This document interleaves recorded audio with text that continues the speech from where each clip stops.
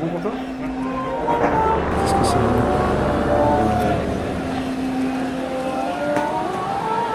Là on est bon. Après, deuxième petite caméra. Là, je suis au-dessus de vous, quoi. Ouais, mais c'est pas gênant. C'est les codes du cinéma direct à la Jean Rouch. C'est comme ça que j'appelle ça. Étant donné que je sais pas filmer. Non, c'est pas vraiment en dessous. T'es grand, toi, dis donc. Vas-y, recule encore un petit coup, là. Voilà, super. Comme ça, c'est bien. Le son, tu le testes pas ça. Non, il est bon, là. Normalement, c'est bon.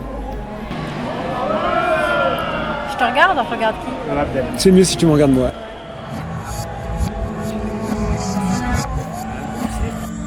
C'est bon pour toi? Ouais. Ok, attends, je vais me changer de bras. Tu me dis quand t'es prêt. Alors. Je suis prêt et donc regardez juste Abdel, pas la caméra. Regarde quoi? Je lance mon enregistrement.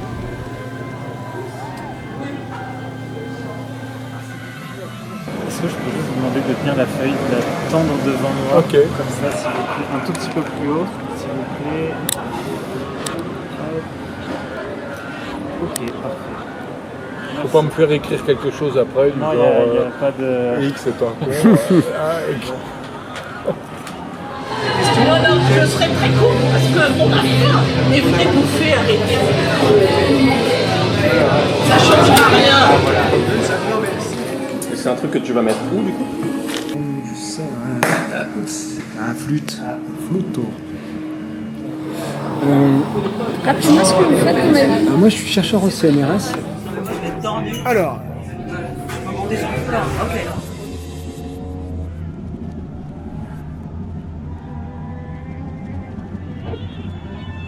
Bonsoir, professeur.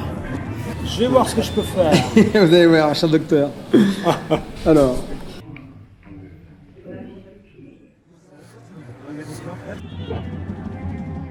Cette idée de décalage entre la connerie comme prétexte pour parler de l'intelligence et pour parler des vrais problèmes. Donc tu peux aborder l'écologie, mais je vais t'amener à ça.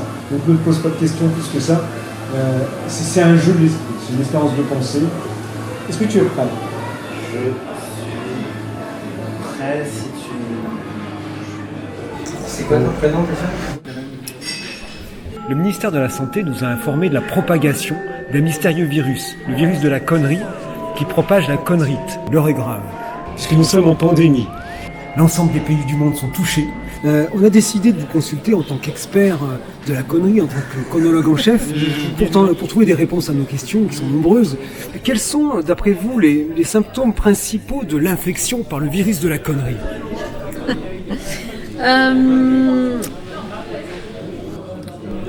La confiance en soi totalement disproportionnée, la démesure, l'hubris comme on dit, l'ego et l'incapacité à se remettre en question. Je dirais que le symptôme le plus évident du virus de la connerie, c'est le sens de la certitude. Le manque de questions, l'affirmation, le bavardage. Assurément, le fait d'être très sûr de soi, d'éviter des certitudes tout en étant convaincu que ce sont des vérités éternelles et de tout temps.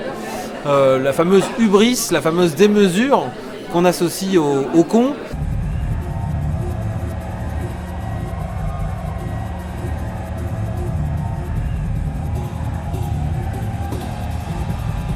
Eh bien, paradoxalement, les symptômes principaux, on va dire, c'est le confinement, qui normalement est quand même un remède contre les virus, mais pas contre le virus de la connerie. Se confiner, c'est-à-dire s'enfermer, alors avec des gens, avec des proches, des gens qui pensent comme soi, des gens qui sont notre propre reflet, qui nous connaissent par cœur, avec lesquels on entretient des routines, comme dans un foyer, des routines de pensée.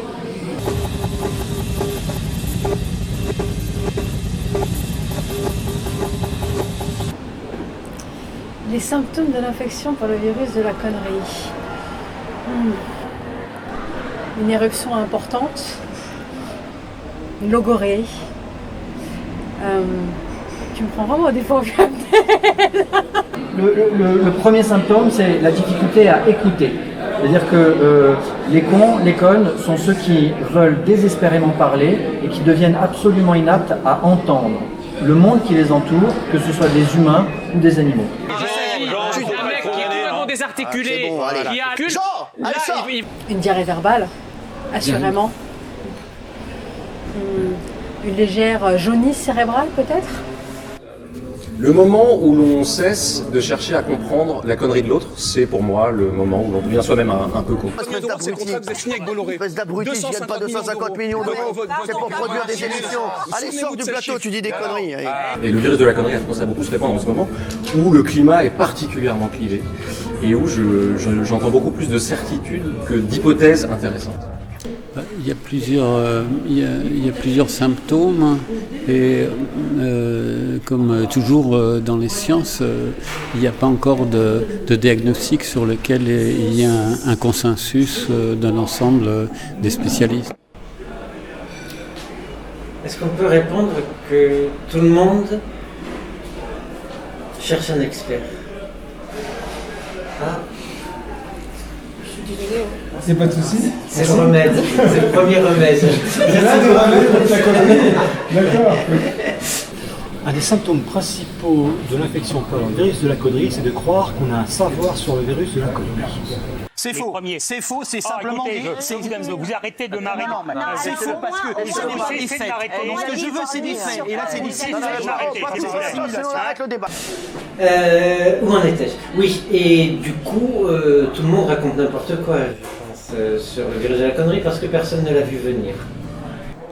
Mais moi, je dirais que comme ce virus, c'est bien plus ancien que l'autre. L'autre, c'est très récent. Et le premier, non, ça débute avec l'humanité.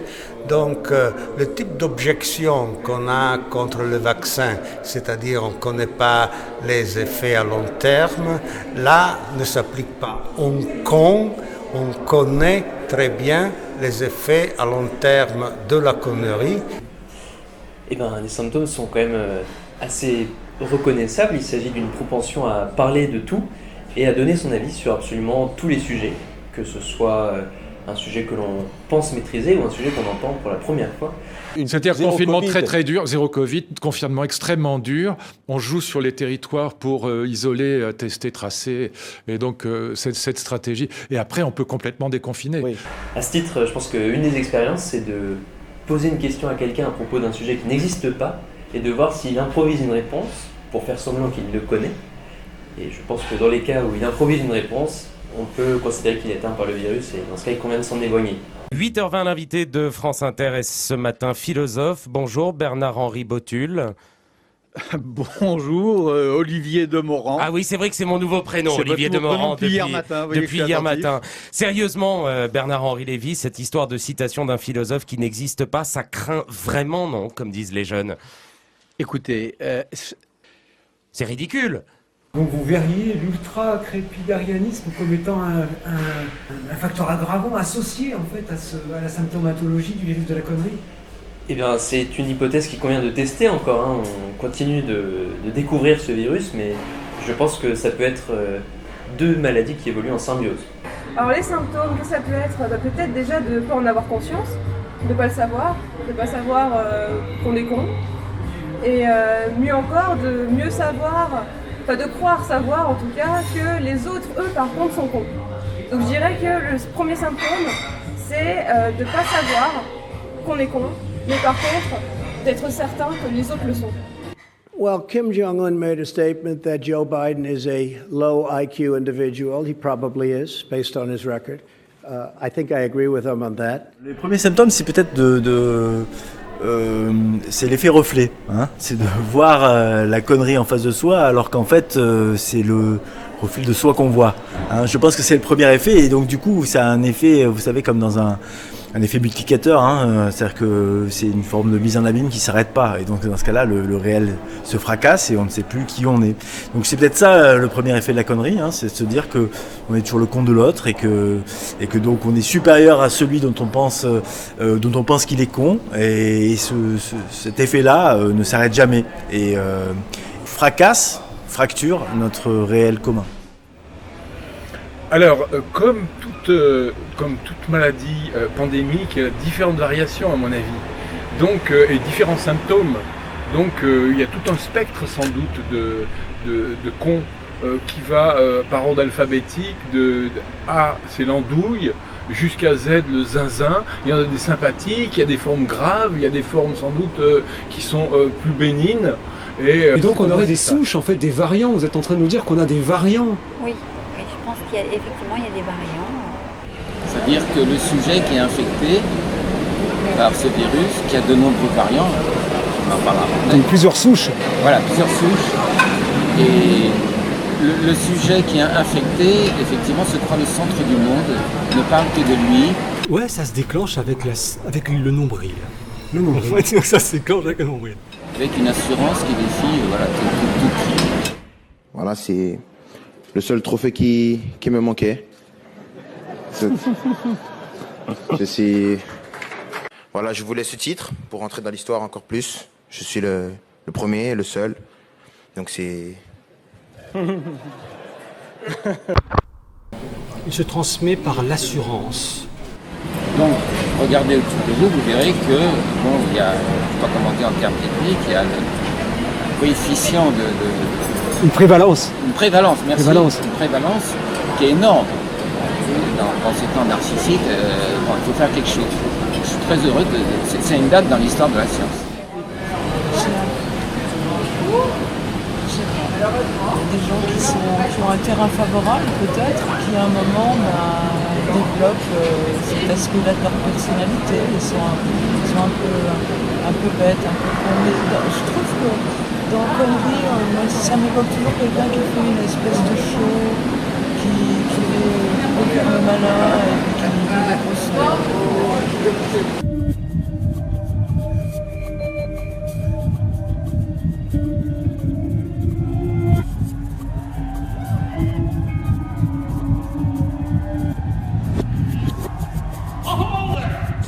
Par exemple, il y a un symptôme, vous me parliez des symptômes, qui est flagrant aujourd'hui, c'est le selfisme. Le selfisme, c'est-à-dire qui consiste notamment à faire des selfies, tout simplement. Et tout est là, dans le self. Voilà.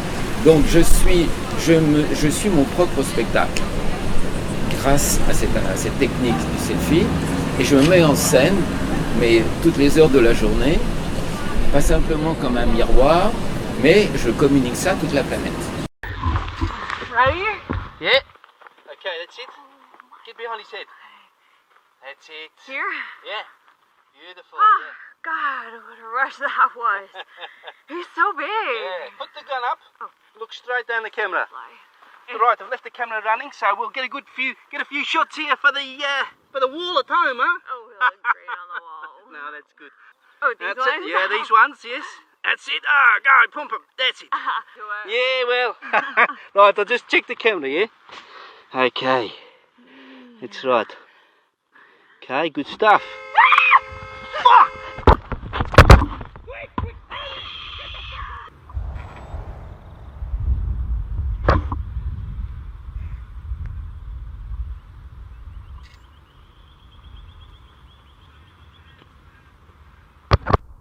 Les gens se donnent beaucoup de mal pour être de plus en plus riches sans qu'on voit vraiment à quoi ça peut leur servir, parce qu'ils vont accumuler de plus en plus, mais finalement pourquoi? Puisque un jour finalement ils ne seront plus de ce monde. Les symptômes, c'est quand on fait des choses qui nous paraissent à nous-mêmes insensées, mais qu'on les fait quand même. On regrette de les faire. Quels sont les symptômes de l'infection par ce virus de la connerie? Ils sont facilement reconnaissables et effectivement, il y a une expansion virale de la connerie. La connerie se manifeste d'abord par une espèce d'autosatisfaction, par au fond le refus d'entrer dans une pensée critique, et je dirais par une forme de paresse d'esprit, de certitude qui tout d'un coup se répand partout, est une sorte de contagion de l'esprit qui devient fermé, paresseux, imbu de lui-même et malheureusement, politiquement, peut être récupéré par n'importe quel connard. Y a-t-il des gestes barrières qui pourraient nous en prémunir de ce virus de la connerie ? Moi, je ne pense pas. Et je pense qu'au contraire, il faut apprendre à vivre avec. Comme les virus, comme les bactéries, comme tous les micro-organismes, les germes qui nous entourent, ils sont là. On n'aura ni vaccin, ni façon de pouvoir l'éradiquer. C'est une grande illusion. Donc il faut vivre avec. Et au demeurant, il y a des virus qui ne sont pas si dangereux que ça.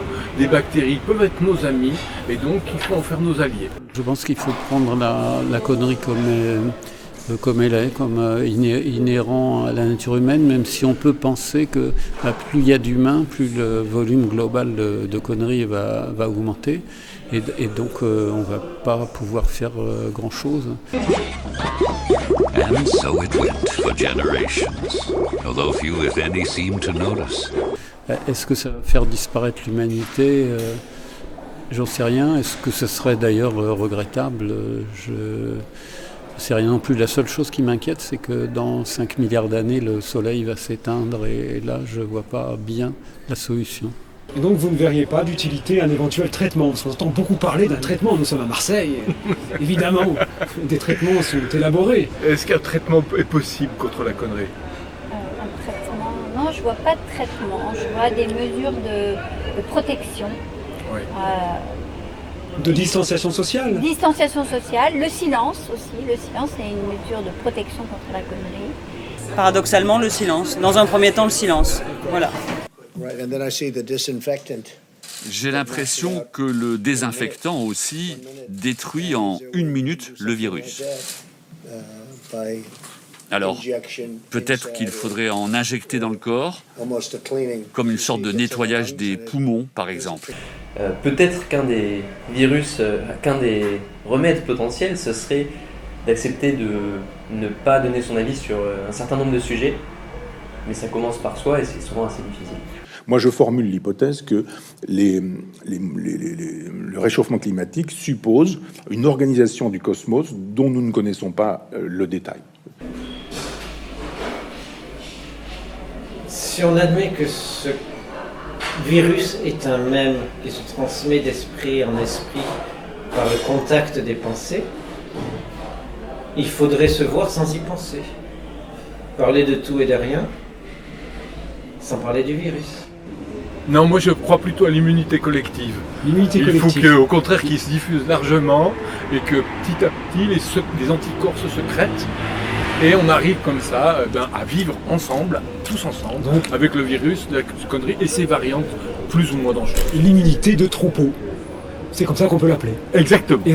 D'ailleurs, j'ai l'habitude, quand on me dirait trop, de dire, vous savez, pour être d'accord avec le troupeau, on n'a pas besoin de cerveau, il suffit du moelle épinière. Ouais. On les suit et puis voilà. Je pense qu'il faudrait arriver à une immunité collective, puisqu'il n'existe pas de vaccin. Je ne crois pas qu'il y ait de recherche en cours sur le vaccin. Et il y a un certain nombre de traitements qui peuvent être mis en œuvre, mais c'est surtout l'immunité collective qui doit être atteinte. Et le seul moyen d'atteindre cette immunité collective, c'est probablement de commencer à l'école, de faire des jeux de rôle avec les enfants, de leur apprendre à décrypter un mauvais message, un bon message, un message con, un message dangereux, un message méprisant, un message raciste, un message homophobe, etc. Et je crois que la seule façon d'arriver à une immunité collective, c'est de le reprendre à la base. Et quels sont les gestes barrières qui pourraient nous en prémunir de ce virus de la connerie, selon vous ? Mettre des livres partout. La culture ? S'enfermer dans des musées, peut-être. Peut-être. Je dirais pas se laver les mains, parce que, au contraire, on va s'immuniser tous collectivement par mitridiatisation. Donc de l'immunité de troupeau. C'est bien ça ? Oui, l'immunité, oui. Collective, pas connective. Collective. Si vous voulez en savoir plus sur la théorie de l'animal imaginatif, je vous renvoie à l'humanologue, ça se trouve dans dans les kiosques et dans les librairies ou sur le site de l'Humanologue, sur lequel je vais mettre la conférence de ce soir en ligne. Vous tapez l'humanologue.fr. Bonne soirée à vous.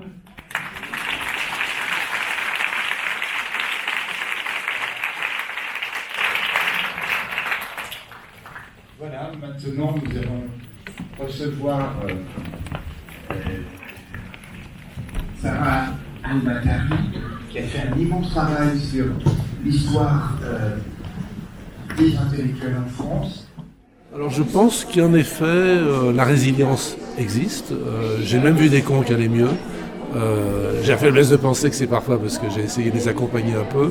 Mais en effet, alors il y a une autre façon de guérir la connerie, c'est d'aller sur une île déserte. Puisqu'on est con que dans les yeux des autres. Et vous savez, la connerie, le con c'est comme le chauffard. On connaît tous des cons, on connaît tous des chauffards, mais on ne pense jamais que c'est soi. J'ai jamais entendu personne me dire je suis un chauffard. Mais j'en connais plein. Les cons c'est pareil. Ah non, pousse-moi pas. Tu me salis. Casse-toi alors. Existe-t-il des gestes barrières pour nous prémunir du virus de la connerie?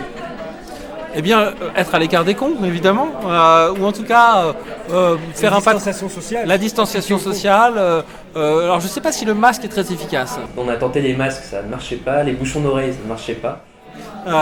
Parce que le masque pour masquer son intelligence. Alors pour masquer son intelligence, oui, en l'espèce il est sans doute efficace, oui.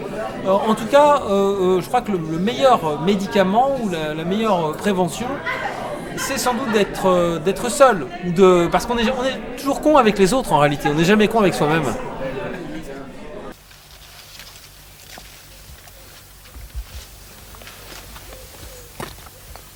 Ah, bah les zèbres. Ah, bon, c'est bien.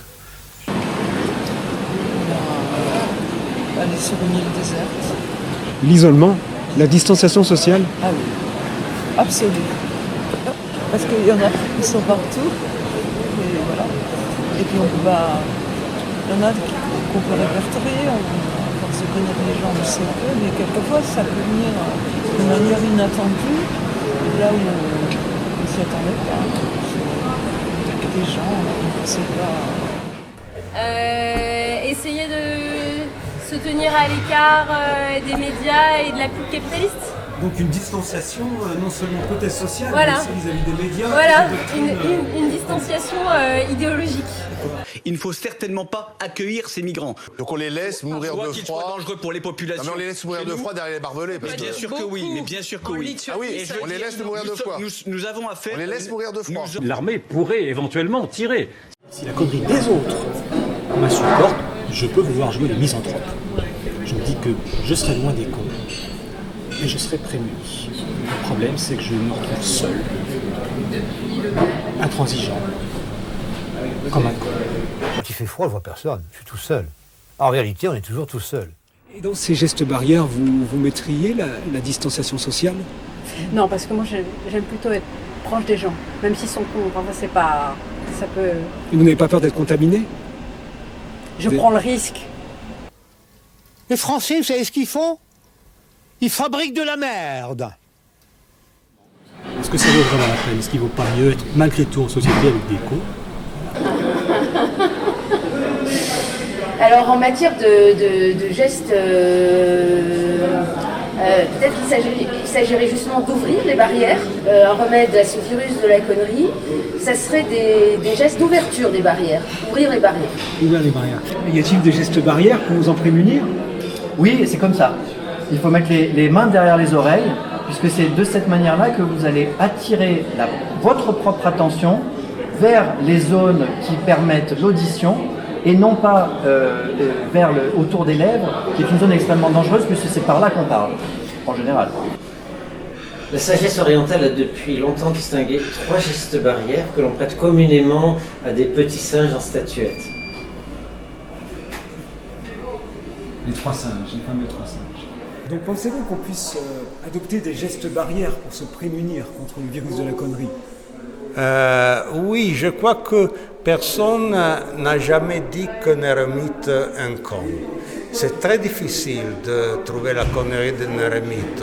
Et il est tellement difficile qu'on pense que les ermites sont des saints.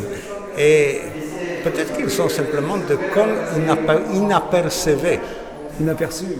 Inaperçus, donc la distanciation sociale ne serait pas un remède. Oui, justement. Si on reste... Pascal disait que la plupart des dommages viennent si on sort de chez soi. Ça s'applique aussi à la connerie. Mais vous avez quand même des amis. Forcément. Quelquefois dans le refuge, quand les gens sont réunis, où je leur demande qu'ils me posent des questions, je réponds avec une grande facilité à toutes les questions que l'on pose, puisque je suis ici un guide sur cette terre. Et alors, quelle est la question que tu me posais avant, rappelle-moi ? Je veux dire comme le gouvernement que le mieux à faire c'est de se confiner et je le dis sans jeu de mots et donc de rester chacun chez soi avec un petit papier qu'on aura pris le soin d'écrire pour sortir qu'à des moments précis. Je pense que c'est peut-être pas la bonne solution et je sais peut-être ça a fonctionné peut-être pour le Covid, je sais pas si ça marche pour la connerie, je pense qu'au contraire. Ce qui marche pour la connerie, c'est d'aller à la rencontre de l'autre, de se rencontrer, de se fracasser, de discuter, mais d'utiliser effectivement les mots, le langage, ce qu'on a en commun pour faire reculer ce virus-là. Bon, c'est peut-être une action vaine, mais c'est une action qu'il faut démarrer. Il faut retrouver le sens de l'humilité. Donc comment on retrouve le sens de l'humilité ? Eh bien, en sortant de sa tour d'ivoire, en allant voir les autres, en se confrontant à des avis contraires, en les écoutant, en étant curieux de l'autre. Les gestes barrières, ce n'est pas le masque, ce n'est pas simplement de se taper le coude quand on se rencontre. Les gestes barrières, c'est d'être dans le doute, de commencer à douter de ce que l'on vient d'affirmer ou de ce que l'autre vient d'affirmer, mais surtout de commencer par douter de ce que l'on a soi-même affirmé. Voilà le plus grand geste barrière. Quand on doute, on est beaucoup moins intéressant, on attire beaucoup moins la lumière, les gens vous écoutent beaucoup moins, on est plus discret aussi. Donc la certitude, le fait d'être tonitruant dans ses déclarations, de ne pas souffrir la contradiction, de s'imposer, ça donne un certain charisme. Les gens envient cette assurance-là, je pense. Je sais que je tiens dans la tête à M. Trump, à M. Poutine et quelques autres qui ne se présentent pas sous un regard forcément sympathique. Parce que moi j'ai eu affaire aux ours et aux loups et aux cavernes. Je dirais de douter, mais pas un doute comme on l'entend souvent, pas le doute des complotistes si vous voulez, parce que le doute des complotistes c'est un doute qui ne doute pas de lui-même. Il est certain qu'il y a un problème, mais il ne va pas remettre en question le fait qu'il est certain d'avoir un problème. Donc peut-être de douter d'abord de soi et se poser la question, est-ce que je suis vraiment con ? Existe-t-il des gestes barrières pour nous en prémunir ? Oui, consommer énormément de bêtises et de contenus dits débiles. Je pense qu'au contraire, le spectacle de l'idiotie est peut-être la meilleure cure, exactement comme un vaccin. Plus on s'en administre, plus on se prémunise contre la connerie. Mais quand je dis le spectacle de la connerie, je veux dire il est à la fois foisonnant, omniprésent, et il faut savoir le reconnaître. Par exemple, je vous donne un exemple très précis qui en ce moment a beaucoup de succès. Je considère par exemple que les chaînes d'opinion d'info continue, qu'on appelait d'info continue, qui sont devenues des chaînes d'opinion, par exemple CNews. Il y a un consensus effectivement sur la réalité du changement, sur ses causes et sur son évolution, non. Mais et vous aimez, vous aimez comme un certain nombre de gens, les prévisions millénaristes. Je n'ai pas fini. Mais c'est rétrograde. Vous êtes dingue. D'accord, vous pouvez m'insulter. Vous êtes folle là. Je considère qu'il ne faut surtout pas se voiler la face, il faut les regarder, mais il faut les regarder comme du spectacle, il faut les regarder comme de l'idiotie à l'œuvre. Et c'est comme ça, en fait, qu'on apprend, selon moi, c'est mon hypothèse personnelle, c'est comme ça qu'on apprend, en fait, à la reconnaître. Et c'est comme ça qu'on apprend surtout à s'en amuser. Et c'est là, peut-être, qu'on devient le moins débile.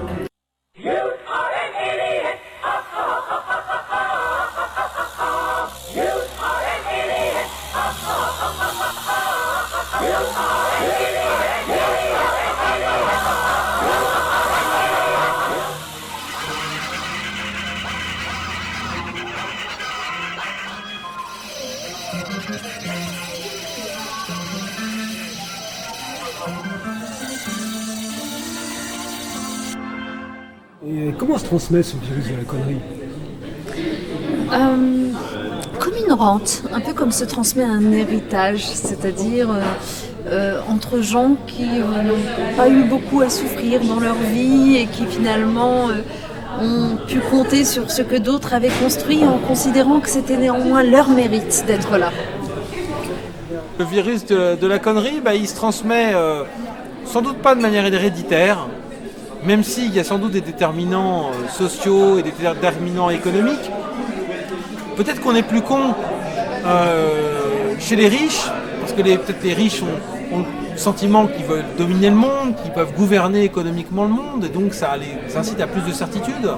Alors que les pauvres, finalement, ont peut-être moins ce sentiment.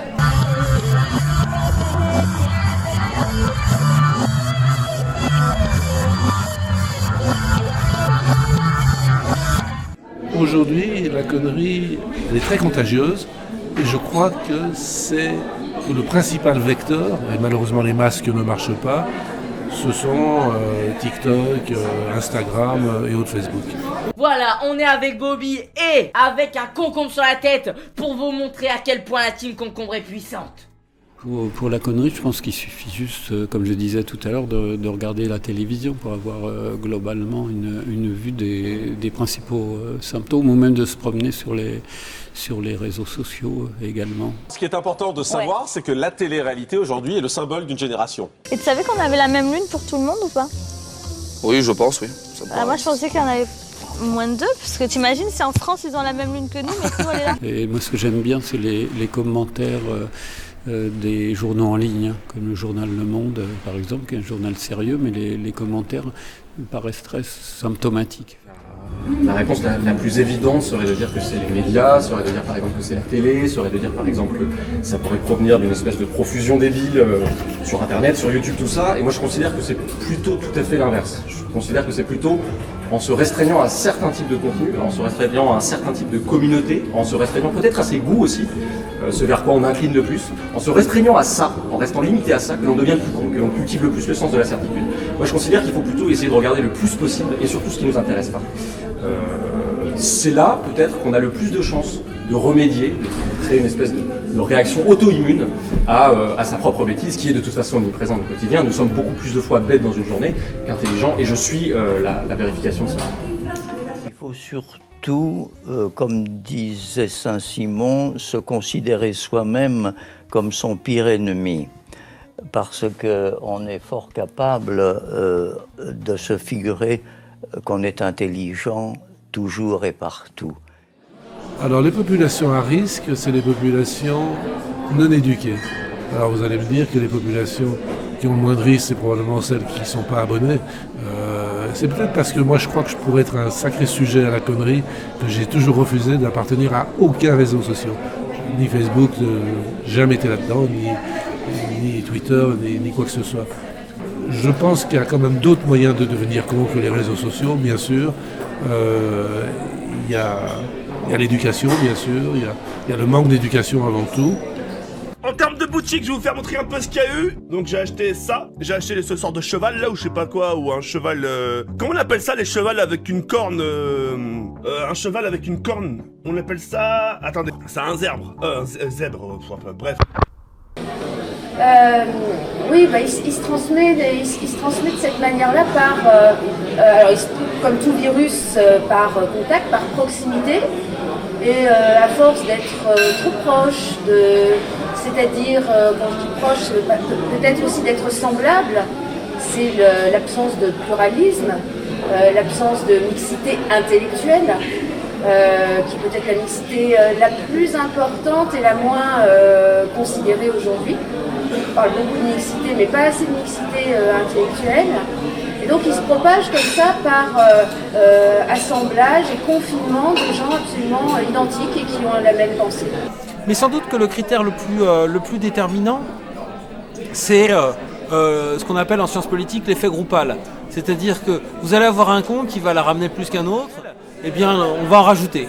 Et c'est ce que d'ailleurs certains psychiatres éminents disent, comme on l'a vu dans le débat, c'est que finalement on est dans une société patriarcale où nous sommes naturellement polygames, mais culturellement monogames. Et donc on veut montrer aux femmes. Peut-être que effectivement c'était une hypothèse qui a été évoquée ce soir, c'est que les cons en politique sont surtout les hommes parce qu'ils veulent en montrer. Ils veulent montrer, pardonnez-moi, qu'ils ont des C, 3 points de suspension. Donc pas de déterminisme congénital, mais plutôt un déterminisme contextuel. Exactement, contextuel et considérable. Au sens où c'est véritablement le fait de côtoyer les cons qui, par capillarité, si j'ose dire, va vous faire devenir con. On ne sait pas exactement comment ça se transmet. Il semble que, notamment quand deux intellectuels discutent un peu violemment, il y a des postillons qui s'échangent et... Non mais vous parlez de ceux qui ne vous répondent vous faites pas. toujours des citations. Laissez-moi finir. Avec vos citations, vous déplacez le problème et vous noyez le poisson. Attendez, je vais finir et après vous pourrez m'interrompre. D'accord, je vais finir. D'abord je vais finir et puis chacun son tour. Il semblerait que ça se transmet comme ça pour cette première forme d'arrogance dont je parle. Donc je ne suis pas forcément indemne moi-même, je tiens à le préciser. Je vais faire un test en sortant de cette interview. Alors celui qui partage son ADN, c'est-à-dire variant qui va après faire sécréter à l'individu sa connerie. C'est-à-dire l'ARN ou l'ADN de ce virus va pénétrer et mon organisme risque de fabriquer cette connerie à nouveau et effectivement la transmettre. Et la connerie, elle est congénitale ou contextuelle? Elle est contextuelle. Contextuelle. Contextuel plutôt. Parce que, alors, congénital dans le sens où il serait génétique. Est-ce que le fait de naître, est-ce qu'on naît naturellement avec la connerie? Est-ce qu'être un être humain, c'est être naturellement con? C'est ça la question en fait. Est-ce qu'un bébé il est con? Je dirais que non, il le devient. On ne naît pas con, on le devient. Grave question. L'imbécilité est congénitale, la bêtise est congénitale, la stupidité est congénitale. Pour la connerie, c'est un problème de situation. C'est donc conjoncturel, c'est une manière, c'est une posture par rapport à certains problèmes et une manière d'affirmer un certain nombre de choses de manière péremptoire dans des circonstances particulières, de vouloir avoir l'avantage et surtout le dernier mot. Vous êtes un humoriste de régime. À un moment, je ne suis pas un humoriste de régime, je suis déjà un humoriste au régime. Je sais que vous êtes excité. Je vous dis quelque chose. Vous verrez la différence si je m'excite. Parce que si moi je me fiais seulement aux extraits d'Internet vous concernant, je me dirais ce mec est vraiment bête. C'est votre meilleur punchline ou il y en a mieux? Ce que vous dites est très con. Mais moi je te le dis devant les yeux. Pour moi, tu es le pire moirien de l'histoire de ce pays. Tu es grotesque. Mais comment? S'il vous plaît, vous parlez. Tu veux bien vous toucher tout de suite? On va voir qui va partir en courant. Ah bah non, faut pas menacer. S'il vous plaît. Tu crois que je vais me barrer?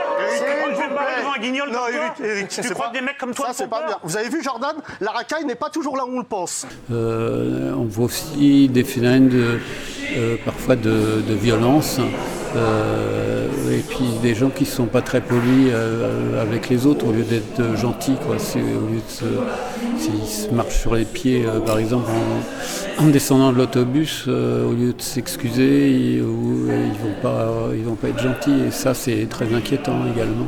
D'après vous, la connerie ou ce virus de la connerie est-il congénital ou contextuel? Moi, je serais toujours pour le contextuel. Parce que je suis fermement opposée aux théories de l'hérédité et de la race. Plus de batterie. Attends, c'est pas fini, j'ai un point de seconde. Je change la batterie et puis on se met.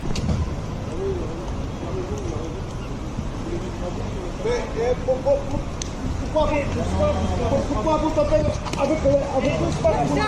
Pourquoi vous tapez? Parce que vous passez pour un passage de c'est la priorité. Il y a l'autre jour des jeunes. Et si il s'agit de se prémunir contre sa propre connerie, il faut se retourner. Se retourner, regarder derrière soi, est-ce qu'on a vraiment fait le parcours qu'on s'imagine avoir fait? Est-ce que ça vaut vraiment la peine? Est-ce qu'on peut être fier? Est-ce que si ça s'arrêtait demain, est-ce qu'on serait content d'avoir vécu quand même? Donc là, vous parlez un petit peu d'autotest, qui serait une manière d'évaluer sa propre connerie, mais est-ce qu'on peut évaluer la connerie d'un autre? Est-ce que le test du QI vous semble pertinent? Non, le test du QI évalue un type d'intelligence, on en a d'autres, et la connerie pour moi n'est pas l'inverse de l'intelligence. C'est vraiment deux domaines séparés. Et dans l'inverse de l'intelligence qui ne serait pas la connerie, vous rajoutez la bienveillance, l'empathie, vous rajoutez quoi? Dans cette zone. Dans l'inverse de de la connerie, pour moi, c'est la sagesse. Alors, qu'est-ce que c'est que la sagesse? Il y a une phrase d'Einstein qui me paraît très bien résumer la situation. Il disait que l'intelligence, c'est résoudre les problèmes, la sagesse, c'est les éviter. Donc il y a une part d'adaptation dans l'intelligence, mais un con peut très bien s'adapter. Un con peut très bien résoudre le problème d'être pris en défaut par un contradicteur, par exemple. Le con sait très bien passer entre les mailles du filet, entre les gouttes, il sait très bien garder la face. S'il est intelligent, il sait s'adapter. Le sage, il va éviter de faire des conneries. Il va éviter d'ajouter du chaos au chaos. Il va éviter de se rendre malheureux et de rendre les gens malheureux. Alors que le con, lui, est un spécialiste du gâchis. Sans le con, la vie serait magnifique. Les relations sociales seraient fluides.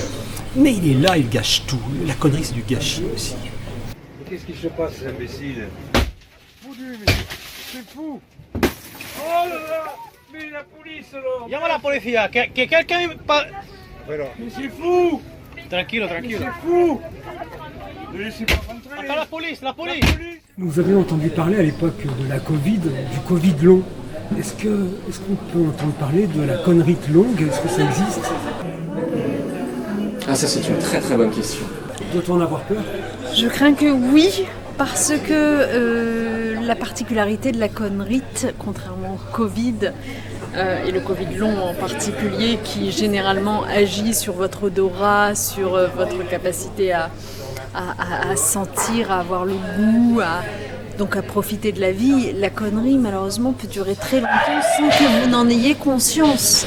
Ah là là, très très bonne question. Et donc je pense que dans beaucoup de situations, finalement, ça aura duré des décennies, voire parfois ça se transmet. Bien sûr, le risque c'est de tomber dans la marmite et c'est de se noyer dedans. Il faut rester autour de la marmite, goûter un peu de potion, goûter un peu de cette débilité-là, ce crétinisme, et puis évidemment le consommer de façon équilibrée, dans une alimentation équilibrée, en n'oubliant pas évidemment de manger des fruits et des légumes qui sont bien sûr les bons films, les bons livres, ce qui vous intéresse vous, ce qui vous semble, disons, digne d'intérêt, et vous avez probablement raison de penser que ce qui est digne d'intérêt à vos yeux l'est. Donc tout est une question d'équilibre, manger 5 fruits et légumes par jour.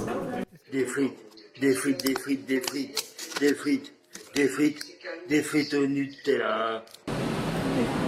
D'après vous, comment évaluer la connerie? Est-ce qu'on peut pratiquer des autotests ou faut-il s'en référer systématiquement au test du QI? Comment faire pour évaluer la connerie? Il faut se lever de bonne heure et je ne suis pas sûre que le soir on ait réussi. Oui, je crois que le premier test que je recommande à tout le monde de faire chaque matin, c'est de vérifier face au miroir lequel des deux, le reflet ou l'autre, parle le plus.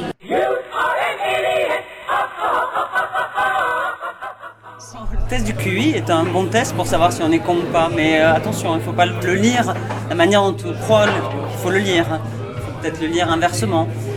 Chaque fois qu'on est sûr de soi, chaque fois qu'on est convaincu, on commence à avoir le symptôme de la connerie. Le test du QI, malheureusement, totalement obsolète dans ce genre de... Alors il y a un test qui consiste à analyser le discours et à voir la prévalence de la première personne du singulier. Je, moi, voilà, moi, etc. Et là on arrive à faire des statistiques assez précises pour voir quel degré de gravité, s'il faut emmener le patient en réanimation ou pas, voilà, s'il reste chez lui à parler de lui. My greatest pain in life is I will never be able to see me perform. I'm standing up and I'm telling you I am Warhol. I am the #1 most impactful artist of our generation. I am Shakespeare in the flesh. Walt Disney, I am a god. C'est vrai qu'on a construit des tests d'intelligence, c'est même le début de la théorie de l'intelligence, c'est la construction de tests. Donc on pourrait, pourquoi pas, faire des tests... Mais d'une certaine façon, les tests d'intelligence sont des tests de conneries, et ils ont été bâtis pour ça. Il faut le savoir, Alfred Binet avait construit le premier test de quotient intellectuel pour essayer de repérer parmi les élèves qui devaient rentrer à l'école publique obligatoire ceux qui ne pouvaient pas suivre un cycle normal. Donc l'objectif c'était de pouvoir dépister ceux qui étaient, comme on les appelait à l'époque, les débiles, les arriérés et les idiots. Le QI ne peut rien sur la connerie, car la connerie ne peut pas se mesurer à l'aide de QI. Ce qui se mesure, c'est l'imbécilité, l'idiotie, etc. Mais ça n'a rien à voir.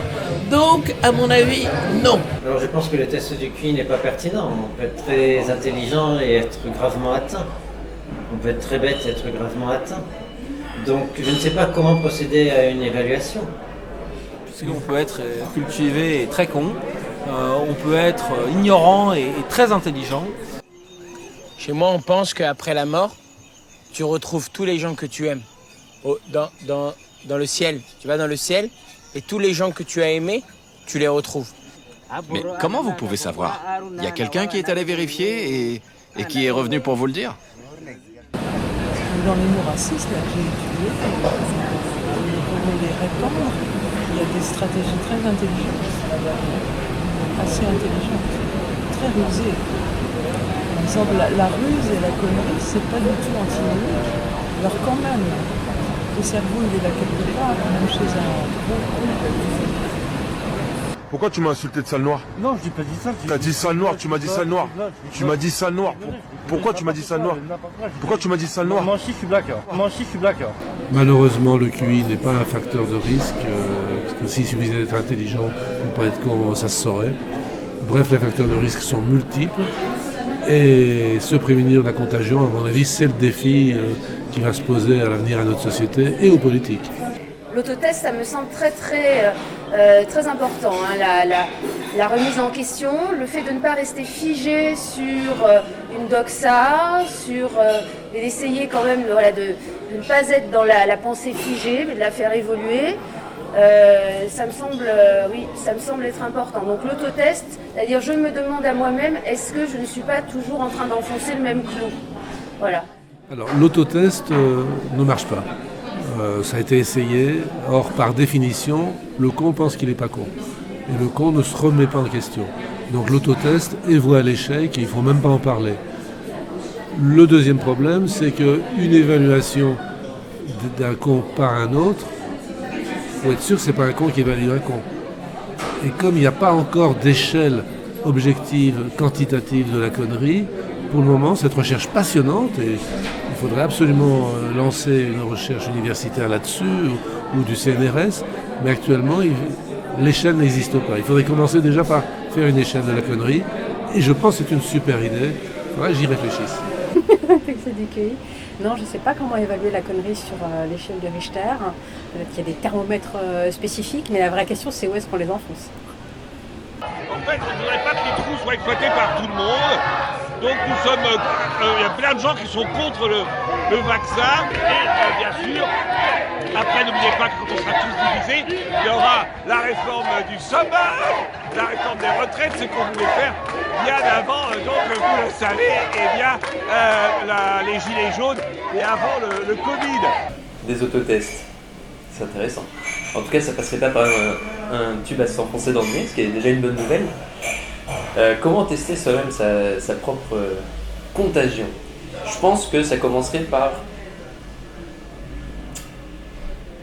une remise en question vis-à-vis de la parole que tiennent certains experts sur la connerie. C'est-à-dire que si vous commencez à croire à ce que je suis en train de dire, et si vous avez envie de le répéter à votre voisin, c'est sans doute que vous êtes infecté.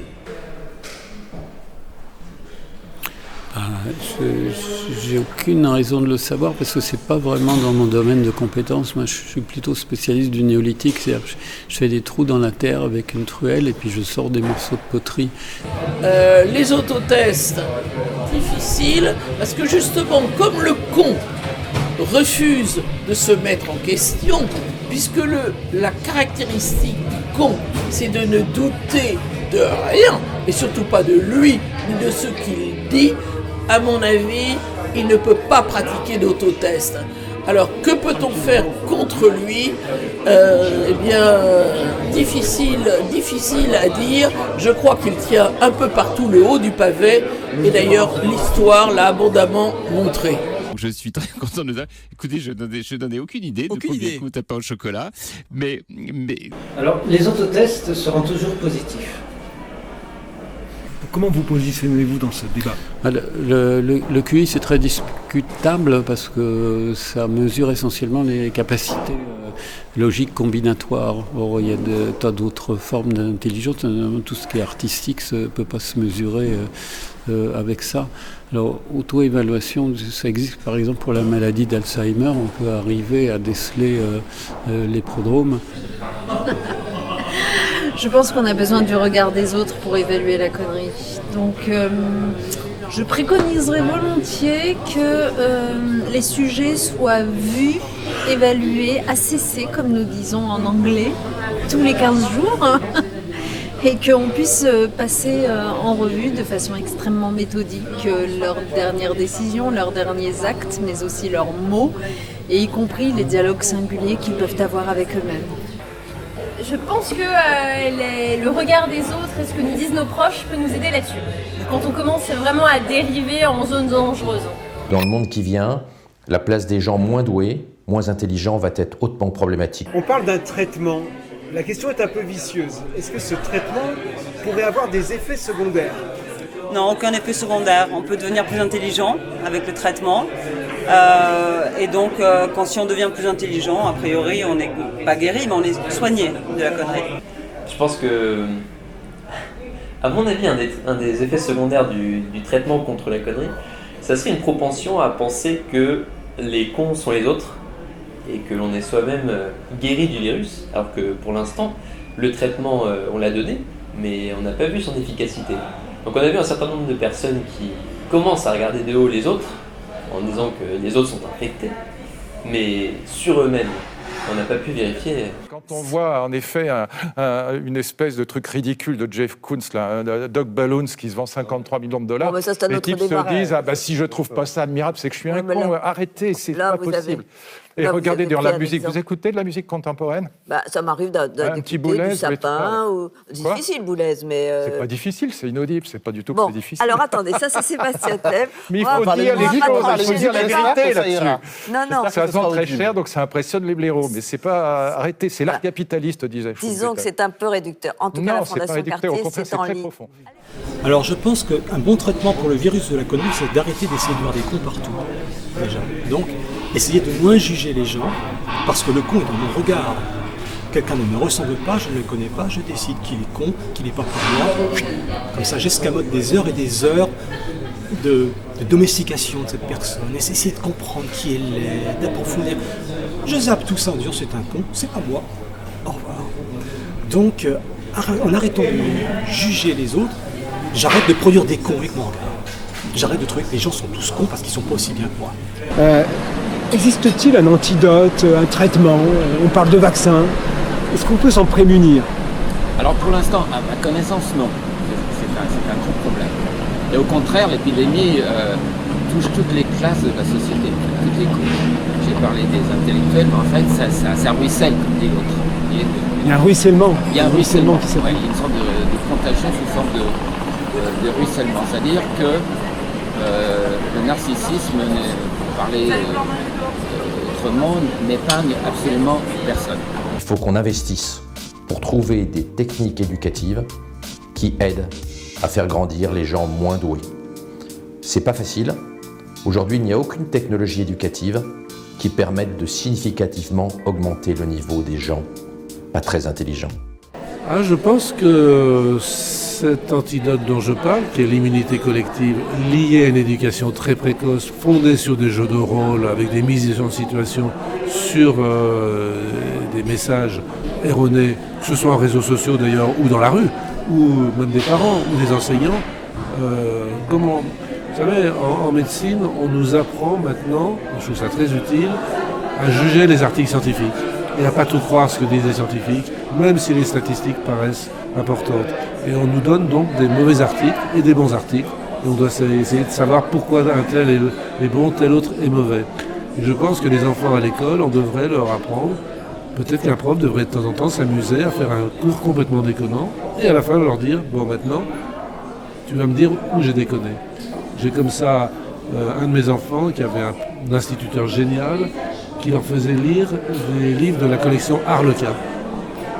Et après, il faisait faire une critique, et c'était génial. Et je pense que c'était un précurseur dans la lutte contre la connerie. J'ai écrit plusieurs articles dans l'Express sur la nullité scientifique, des gouvernants et des politiciens. La plupart des hommes politiques sont des burnes en sciences, sont des burnes en techno, sont des handicapés du mulot. Il faut souligner la chance que vous avez de ne pas avoir ce genre d'oiseau pour vous représenter sur le plateau, mais au contraire quelqu'un qui comprend très très bien. Vous avez mon Twitter, c'est dr_l_. Prenez Orange Mécanique. Dans Orange Mécanique, vous avez un type qui se conduit comme un vrai connard, comme un vrai pervers, qui ne tient absolument pas compte des émotions des autres, de leur volonté, de leurs désirs. Il est cruel, il n'y a que son plaisir qui compte, c'est un sociopathe. Et puis on l'attrape. Alors je ne vais pas spoiler, mais on lui administre un traitement qui fait qu'il ne peut plus être un connard comme ça. Il est devenu inoffensif. Qu'est-ce qui se passe?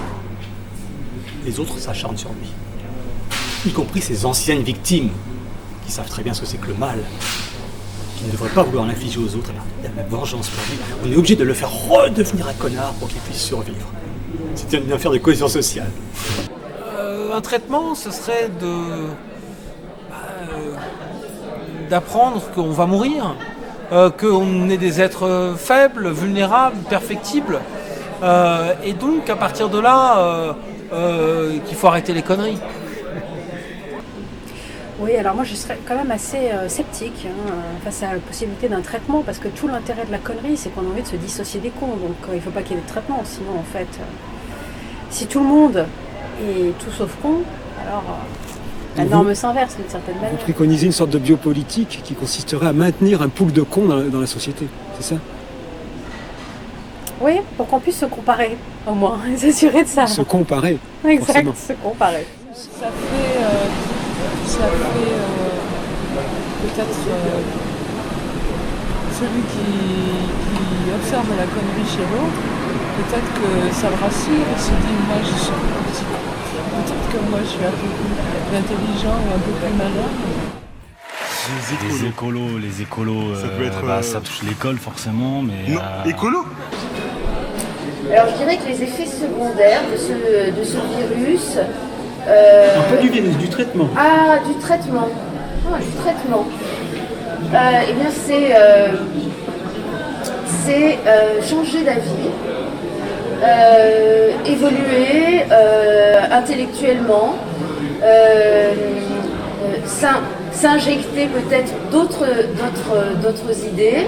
Les effets secondaires, ça serait le mouvement. Le désespoir romantique pourrait être imaginé. On a vu effectivement des gens qui prenaient brutalement conscience de leur connerie et qui faisaient des décompensations, comme si Catherine appelle mélancoliques. C'est pire que des décompensations romantiques. Je vais prendre pour la première fois la décision la plus difficile de ma vie. Je ne veux plus me mentir. Je ne veux pas donner l'illusion que ma présence au gouvernement signifie qu'on est à la hauteur sur ces enjeux-là. Et donc je prends la décision de quitter le gouvernement. Parce qu'après tout, quelqu'un qui ne se fait plus d'illusions sur lui-même, il peut très facilement devenir dépressif. Un dépressif, c'est quelqu'un qui ne se fait plus d'illusions, ni sur lui, ni sur le monde.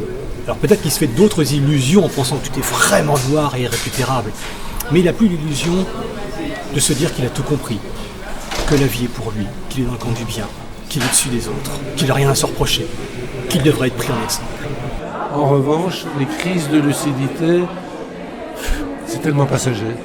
Je crois que c'est tellement fugace qu'on n'a même pas le temps de les attraper, ces effets secondaires-là.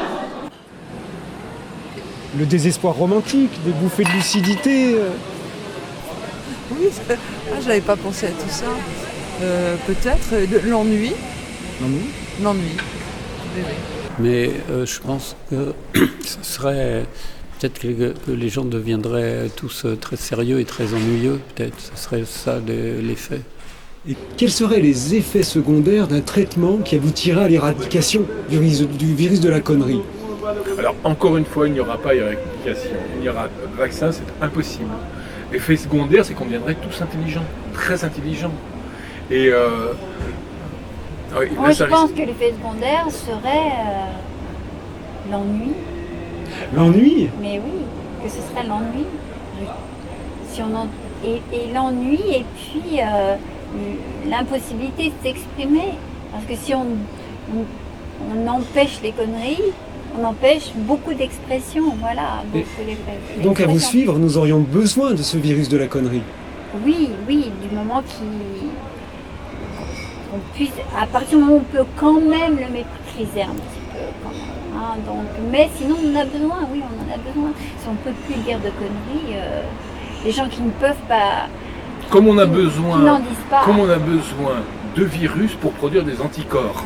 Exactement. Sinon on devient, on le sait actuellement avec les antibiotiques, si on produit trop d'antibiotiques, si on détruit et si on vit dans un monde totalement aseptisé, on va être pas du tout immunisé contre l'apparition d'une nouvelle souche.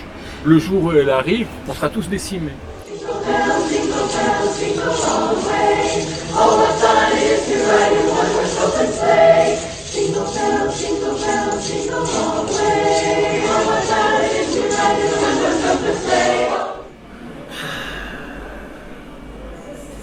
Serions-nous encore humains? On n'arrive plus à croire à tout ce qu'on entend à la télé? On rejette tout ce qu'on entend à la télé? Il y aurait des conséquences économiques très lourdes. Parce que l'économie, ça suppose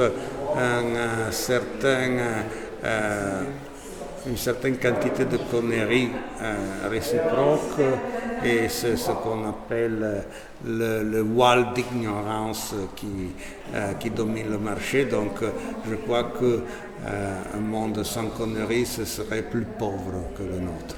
Pour la dernière fois, je vous répète qu'irriguer les sols avec du brando, ça détruit les récoltes. Mais les plantes ont besoin de brando, c'est plein d'électrolytes. Attends une minute. Ce que tu es en train de dire, c'est que tu aimerais qu'on mette de la flotte sur toutes les semences. Tout à fait. De l'eau? Comme dans les toilettes? C'est très utile d'être con. Ça rassure, ça soulage, ça repose, parce qu'on n'a pas à se remettre en question sans arrêt, on n'a pas à réfléchir sans arrêt. C'est douloureux de reconnaître qu'on s'est trompé, douloureux de reconnaître qu'on n'a pas la vie qu'on imagine. Donc le mieux, c'est d'avoir des œillères bien confortables. C'est une sorte de darwinisme qu'il faut envisager là, c'est-à-dire que c'est le gène de la connerie qui tend à l'emporter dans la longue évolution de l'humanité. Et donc c'est pas très optimiste, n'est-ce pas? Comment pourra-t-on inverser la tendance? Je n'en sais strictement rien. Je me refuse à faire le prévisionniste à mon tour. Mais c'est quand même assez fascinant, effectivement, que Homo sapiens devienne comme ça Homo déconnance. Vous voyez, c'est bien pourtant ce qui est en train de se produire. Et pour boucler la boucle, on a la théorie du gène égoïste, selfish gene. Oui. On était parti de cette idée que la connerie c'était d'être centré sur soi. Oui. Et on en arrive à ce gène du centrement sur soi, oui, de l'autocentrement qui se dissémine. Oui, je suis d'accord avec cette théorie et il faudra creuser sérieusement la question. Peut-on produire la connerie en laboratoire? On entend des théories qui expliquent qu'une expérience aurait mal tourné. Est-ce qu'on peut produire activement de la connerie? Alors je crois oui, que c'est fait depuis très longtemps. Vous allez penser que je suis monomane des réseaux sociaux.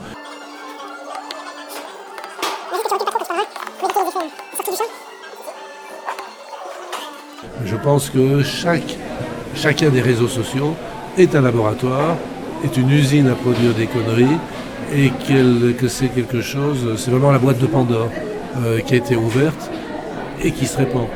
J'étais très frappé, alors c'est sûrement une question de génération, j'étais la semaine dernière à une réunion dont c'était des médecins qui avaient une moyenne âge de 35 ans. Et ils discutaient des réseaux sociaux.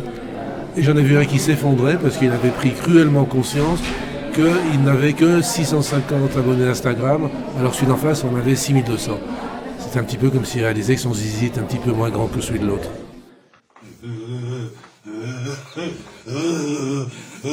TikTok, ils m'ont pas dit. J'ai fait ma percée. J'ai pas percé encore. Ça fait 3 minutes que j'ai ouvert mon compte. TikTok.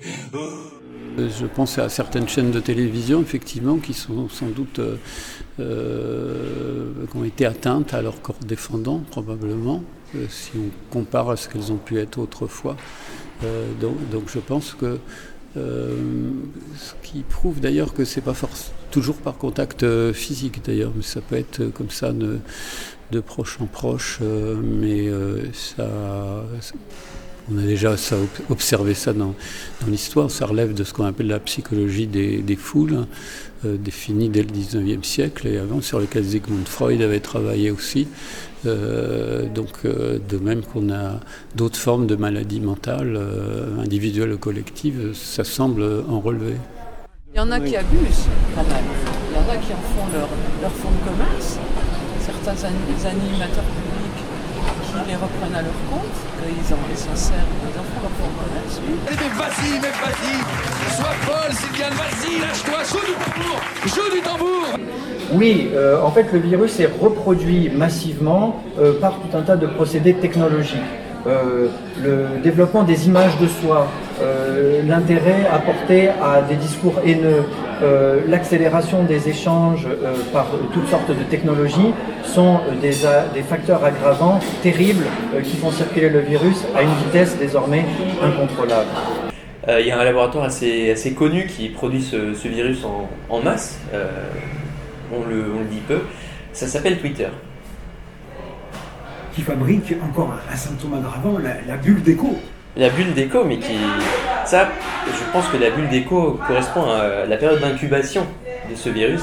À partir du moment où on commence à rentrer dans cette bulle d'écho, il y a encore possibilité de se en prémunir, mais il faut détecter des signaux dès le début et agir très très vite. Parce que sinon, une fois que l'on a mis un pied dans la bulle d'écho, impossible d'en sortir.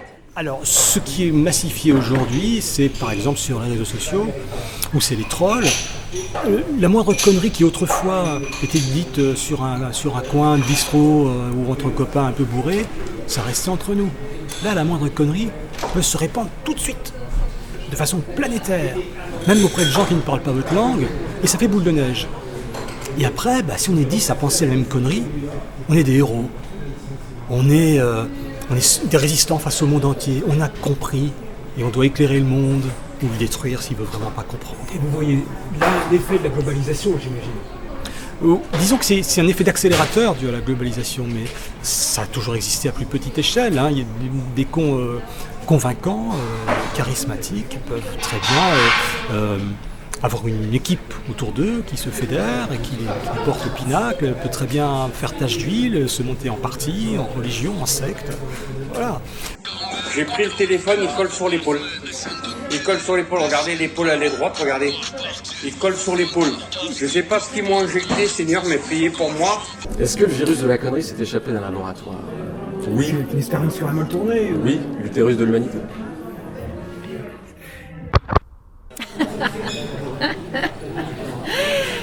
En tout cas, je crains une chose, c'est que ça ne soit pas produit en laboratoire, la connerie. C'est juste à l'échelle humaine, extrêmement naturel.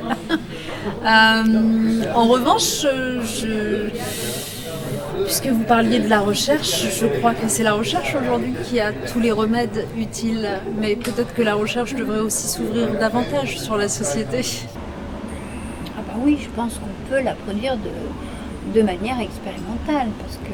Mais par une mutation malheureuse dans un laboratoire, ça voudrait dire qu'au sein même des laboratoires, en France ou ailleurs, au CNRS, dans les universités, dans les centres de recherche qu'on finance grassement, pourraient surgir certaines sottises. Je n'en crois pas un mot. C'est-à-dire que vous pensez que le laboratoire a produit la connerie ? Ah oui, sans doute. Il y a des bibliothèques qui sont des laboratoires de conneries absolument parfaites, même des universités, mais le problème, je parle comme universitaire bien entendu, l'université peut produire des choses, mais c'est le pharmacon selon Platon, ça peut être les poisons et les remèdes. Alors vous sous-entendez finalement que ce seraient les savants qui seraient responsables. Finalement, ce seraient les vrais cons, ils seraient responsables de la fabrication de la connerie. C'est ce qu'on appelle un complot. Un complot, exactement. En somme. Il peut y avoir, même dans les laboratoires les plus protégés, des fuites, certainement. Mais le virus de la connerie, malheureusement, il ne peut pas se produire en laboratoire.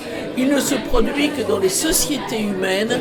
Il se produit au bistrot, il se répand, il se produit au bistrot, il s'échappe au moment où on joue aux boules, au moment où on se raconte des choses après avoir bu son gros rouge sur le zinc, mais il ne sort pas des laboratoires, il sort du bistrot, des réunions avec les copains, il sort des stades de foot, mais pas des laboratoires.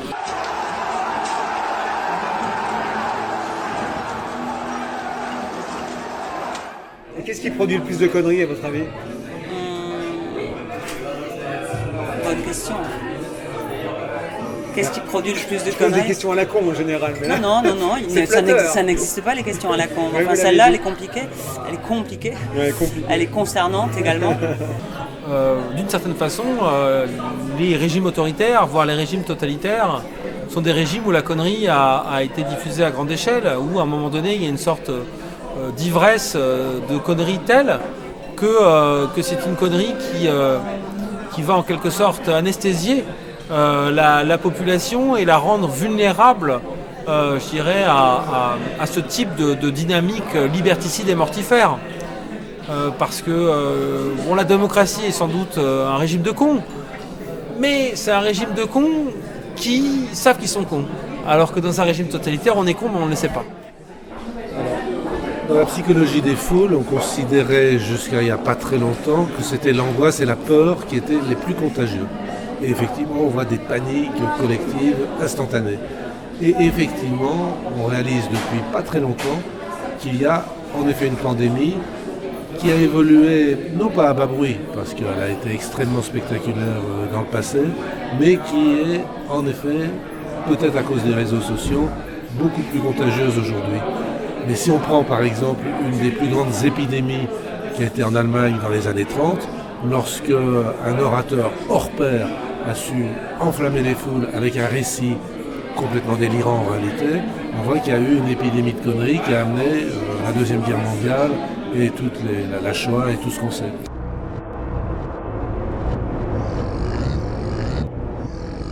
Alors vous avez parlé de formes d'intelligence. Est-ce qu'on a des variants de formes d'intelligence? Oui, mais des variants de formes de conneries, des souches variantes de la connerie. Oui, bien sûr, il y en a qui sont beaucoup plus nocives que d'autres. Bêtement, celles qui vont conduire à des massacres, notamment au nom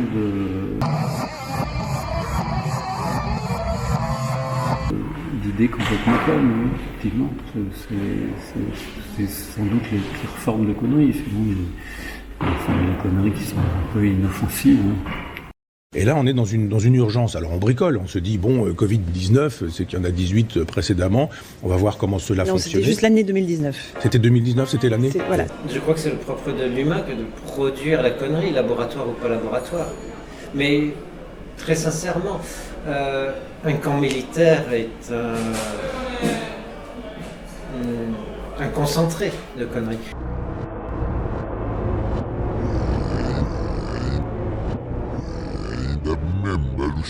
Mais même un champ aujourd'hui, c'est un champ traité par exemple en agriculture industrielle. Si vous commencez à retourner les pierres, à retourner la terre et que vous ne trouvez pas de vers de terre, peut-être le virus de la connerie les a-t-il détruits?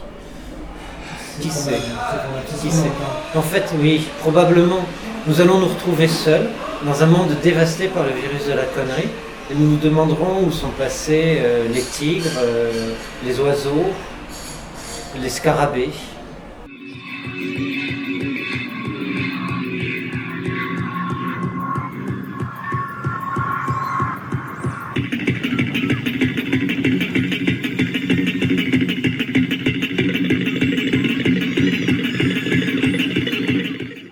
Qu'est-ce qui produit le plus de conneries? Je sais pas, les déchets. Une grosse connerie. Pourquoi pas faire une transition énergétique qui passe par la voiture électrique? Ça serait une grosse connerie?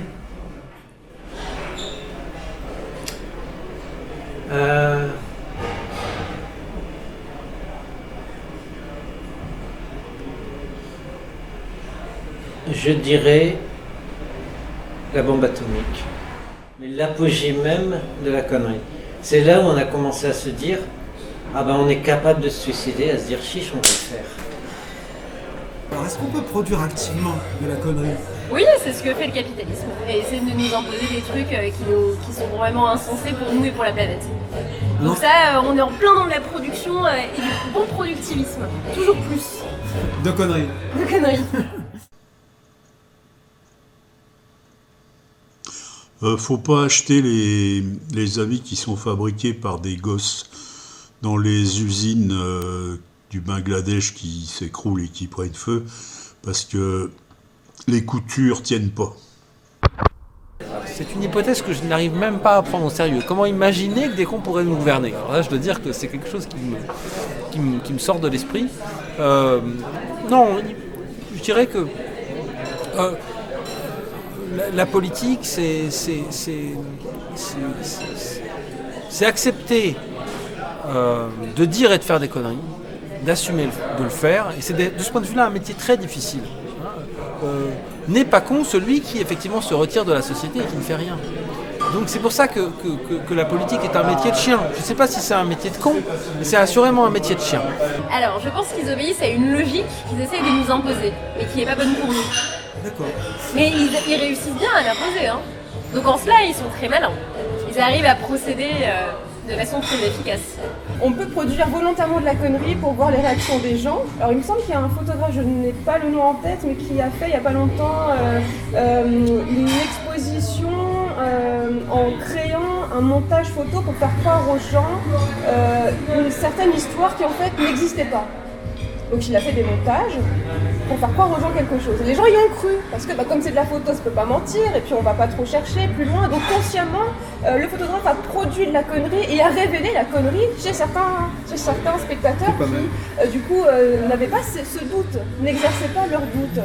Après, on peut aussi en produire inconsciemment. Du coup, typiquement, les spectateurs ont produit malgré eux de la connerie, si on peut dire. Et les gouvernants, ça avec tout le respect que je leur dois. Nos gouvernants produisent-ils de la connerie? Volontairement ou inconsciemment. Les gouvernants. Probablement.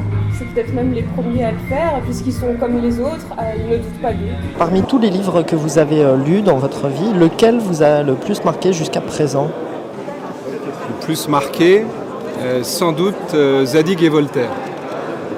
Ils ne doutent pas de leurs décisions puisqu'ils sont obligés d'avoir confiance dans leurs décisions. Mais parfois, leurs décisions peuvent être connes.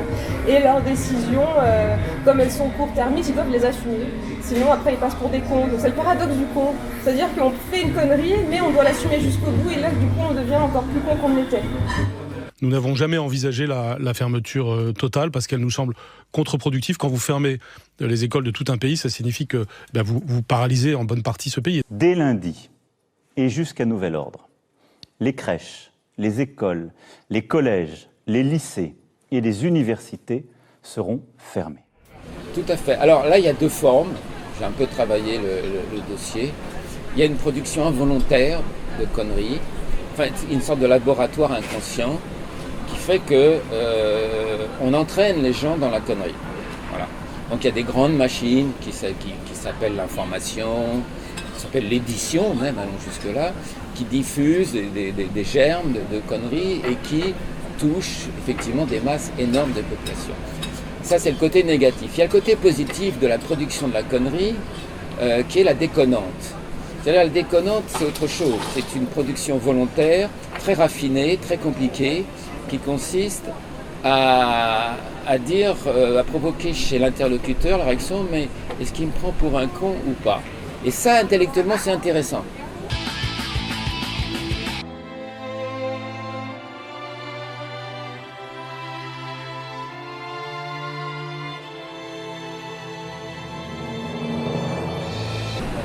Ça, c'est un ressort comique imparable, la connerie, ou la fausse connerie, la prétendue connerie. Mais est-ce que ça fait toujours rire ou est-ce que c'est toujours marrant? Non,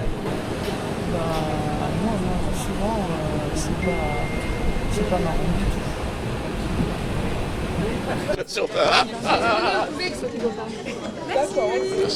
Merci à vous. L'heure est grave quand même. On entend que ce virus de la connerie aurait une origine animale, qui serait liée à notre part d'animalité. Est-ce que vous pouvez nous éclairer à ce sujet? Oui, je pense que c'est le lapin. Ouais. Conejo en espagnol, ouais. Coni en pensable. Pourquoi le lapin? Ouais, parce que conejo. Conejo. Ouais, coni.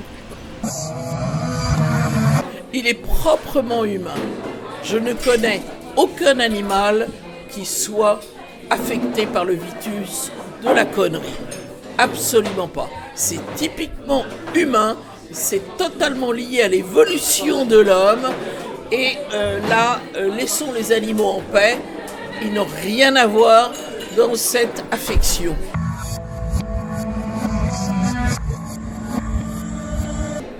Je pense profondément que, en effet, le virus de la connerie a des fondements éthologiques très profonds.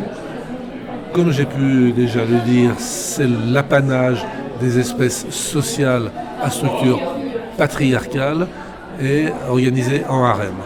Parce que c'est là qu'on voit le prototype du con.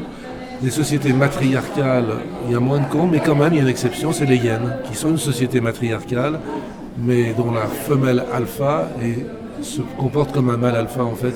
C'est la plus puissante, la plus féroce, la plus méchante, et on arrive aux mêmes conneries que si c'était des coqs ou des lions. Je pense, non pas du tout, c'est au contraire le signe d'humanité malheureusement. C'est-à-dire que, là je serais rousseauiste alors pour le coup, c'est-à-dire je pense que dans l'état de nature, on n'était pas si con que ça en tout cas. Voilà. C'est depuis qu'on se croit pas si con que ça, et qu'on le dit, qu'on est infecté par la connerie. Alors évidemment Rousseau, vous ne trouvez pas ça dans Rousseau, il n'y a pas le mot connerie. Mais enfin, en cherchant bien, on voit bien que c'est l'idée qu'il poursuivait. C'est-à-dire qu'on n'était pas con, on l'est devenu. C'est la déchéance de la civilisation. Si l'on considère que la connerie est un synonyme de la bêtise et que c'est ce qui fait, selon moi, le propre de l'homme, la bêtise, et ça n'est pas une insulte, puisque c'est justement en s'élevant par des éclats d'intelligence et des éclairs de cette bêtise que l'homme devient digne d'intérêt, je pense que oui, bien sûr qu'elle a une origine animale. Nous avons une origine animale, nous sommes simplement l'animal le plus absurde, puisque nous sommes le seul animal de la création et du règne vivant qui est conscient, qui soit conscient à partir de 7 ans de sa finitude. Donc nous sommes le plus bête de tous les animaux. Nous sommes en quelque sorte, selon la logique un peu absurde que je suis en train d'adopter, le plus animal de tous les animaux. Alors effectivement, vous avez raison de préciser d'abord que l'être humain est un animal. Donc à ce titre-là, il hérite de toute la connerie des générations précédentes. Et comme il est au sommet de l'évolution, il a développé le sommet de l'évolution de la connerie, c'est normal. Ça fait partie de la dynamique de l'histoire. C'est que je pense pas qu'un pangolin en soit responsable. Je pense qu'effectivement, là, c'est une production purement humaine. Je sais pas si c'est un laboratoire, mais c'est sans doute le fruit de notre histoire. C'est dans le petit étincelle, au contraire, qu'il y a toujours se niche quelque chose qui est l'ombre de l'étincelle. Et cette ombre-là, elle nous appartient, c'est la part humaine. Seulement un humain peut être con. Trouver con un cheval ou un castor un peu con finalement. Là où trouver con un humain, c'est tout à fait normal. Alors probablement, mais il faudrait voir du coup si les animaux sont cons. Les autres animaux, j'entends.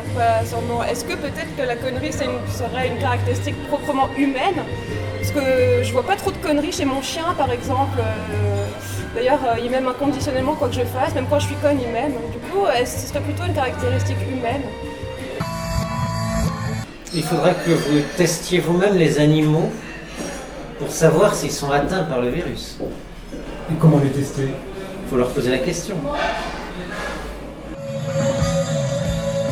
Est-ce que justement ce ne serait pas le fait que nous ayons envie de renier cette part d'animalité qui provoque la diffusion massive de ce virus? Parce que si on regarde bien, et c'est une question qu'on s'est posée plusieurs fois en tant qu'expert sur le sujet, les stratégies de diffusion de ce virus dans la faune et dans la flore, pour l'instant on n'en a pas trouvé trace. Alors que dans l'espèce humaine, qui se pense particulièrement à l'écart de la faune et de la flore, les stratégies de diffusion et de propagation du virus sont innumérables. Innombrables. Voilà, ça marche mieux comme ça. On entend aussi que ce virus de la connerie aurait une origine animale. Est-ce que vous pensez que la connerie est liée à notre part d'animalité ou est-ce que c'est proprement humain? Alors je ne pense pas, non. Je pense que notre part d'animalité, elle est biologique et que il n'y a pas de conneries chez les animaux.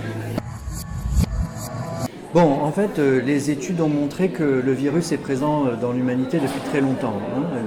Il a été diffusé à partir d'une transmission visiblement animale. On ignore à partir de quelle espèce. Et ce qui est sûr, c'est que nous sommes l'espèce la plus encline à la connerie. Donc aujourd'hui, le virus a gagné l'ensemble de la planète. Il parle toutes les langues. Et surtout aucune. C'est-à-dire qu'en fait, il a pour propriété de pénétrer à l'intérieur donc de la langue elle-même, quel que soit l'idiome que l'on parle, et il détruit les conditions de communication entre deux êtres humains. C'est pour ça qu'il est d'autant plus difficile de savoir comment l'éradiquer que ceux à qui l'on s'adresse, qui ont été frappés, ne comprennent plus ce qu'on leur dit. Je pense que les animaux sont moins cons que nous. Parce que le lion, quand il a fini de manger, il va pas chercher une nouvelle gazelle. Alors que nous, on continue quand même de produire toujours plus. On fait toujours des stocks, pour rien. Le taureau brave, le taureau bravo, comme disent les aficionados, c'est le taureau qui indéfiniment va foncer sur le chiffon rouge. C'est une preuve évidente, même consternante de conneries. Le taureau malin, il se retrouve, on l'a lâché dans cette arène, et il regarde, il se promène, etc. Puis il rentre quand il en a assez vu, parce que voir tous ces gens assemblés, comme ça, qu'il regarde fixement, d'un air un peu bovin, ça doit le fatiguer. Donc je pense que ça existe aussi chez les animaux. Alors selon vous, qui sont les plus légitimes à parler de la connerie? Sont-ce les experts ou sont-ce les cons eux-mêmes? Les cons eux-mêmes, indubitablement. Est-ce qu'ils parlent de l'intérieur? Hélas, j'aurais plutôt tendance à me lamenter du manque d'experts sur la connerie, du manque de spécialistes de la connerie. C'est un peu la raison pour laquelle j'ai écrit sur un sujet qui n'était pas du tout exploité dans le cinéma, parce que je suis critique de cinéma, qui était la comédie régressive des années 90, celle avec Jim Carrey, celle avec le grand retour du cartoon, vous savez, des grands films débiles comme Dumb and Dumber, que je présentais tout à l'heure. Moi, c'est ça qui m'intéresse. Je dis pas je suis le seul à m'intéresser à la bêtise, loin de là, mais je trouve qu'il y a une espèce d'appréhension par rapport à l'idiotie, le spectacle de l'idiotie, tout simplement parce qu'il y a une appréhension en France par rapport à tout ce qui touche au populaire. Et je pense que nous ne sommes pas assez en fait à nous intéresser à ça. Et c'est pas parce qu'on prétend pouvoir parler de conneries une fois qu'on s'entend qu'on est un expert de la connerie. Je ne prétends pas être un expert de la connerie, je prétends m'y être intéressé. Et je revendique, j'aimerais qu'on soit un peu plus à s'y intéresser. Je pense que ça assouplirait, je pense déjà que ça rendrait un peu plus récréatif le débat d'idées. Et je pense surtout que ça l'élèverait un peu. Oui, je pense qu'il est très important d'interviewer, comme vous êtes en train de le faire, des spécimens gravement atteints. Ce sont eux qui sauront le mieux en parler, puisque, comme je l'ai dit, pris de cette logorrhée verbale qui est le symptôme principal du virus, ils vous témoigneront de tout ce qu'ils peuvent vivre, et donc nous donnerons peut-être des clés pour nous en sortir. Alors déjà, l'expertise ne protège pas de la connerie. Il n'y a pas d'immunité contre la connerie. On n'est jamais immunisé contre la connerie, et souvent la connerie s'exprime de la part de personnes qui se pensent immunisées contre la connerie, ce qu'on appelle aussi parfois des idiots utiles. En général, c'est quelqu'un qui a attrapé le virus de la connerie. Moi, je suis une star des maladies infectieuses.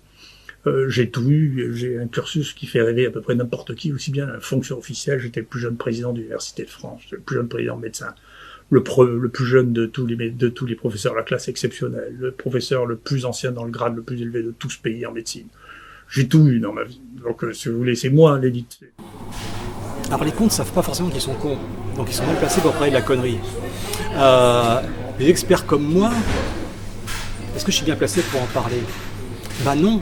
Parce que finalement, j'essaie de lutter désespérément contre ma connerie. C'est pour ça que la connerie m'intéresse. C'est pour essayer de comprendre pourquoi même moi, j'arrive à être un pauvre connard.